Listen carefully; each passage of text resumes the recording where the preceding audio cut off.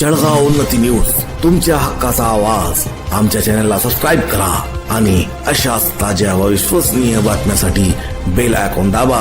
तुमच्या विश्वासावरच उभे राहतो जळगाव उन्नती न्यूज.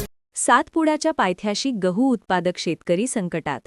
अवकाळीचा फटका, मजुरांद्वारे सोंगणीची वेळ. जळगाव जामोद. सातपुड्याच्या पायथ्याशी असलेल्या आदिवासी पट्ट्यात यावर्षी निसर्गाच्या लहरीपणाचा मोठा फटका गहू उत्पादक शेतकऱ्यांना बसला आहे. परिसरात मोठ्या उत्साहाने गव्हाचा पेरा वाढवण्यात आला होता. मात्र ऐन काढणीच्या वेळी आलेल्या अवकाळी पाऊस आणि वादळी वाऱ्यामुळे उभं पीक जमिनीवर आडवे झाले आहे. साधारणपणे गव्हाची काढणी हार्वेस्टर मशीनद्वारे केली जाते, ज्यामुळे वेळ आणि पैसा दोन्ही वाचतो. मात्र वादळामुळे गहू पूर्णपणे जमिनीला चिकटल्याने आता मशीनद्वारे पाडणी करणे अशक्य झाले आहे. मशीन गव्हाची लोळलेले पीक टिपू शकत नसल्यामुळे शेतकऱ्यांसमोर मोठे संकट उभे ठाकले आहे.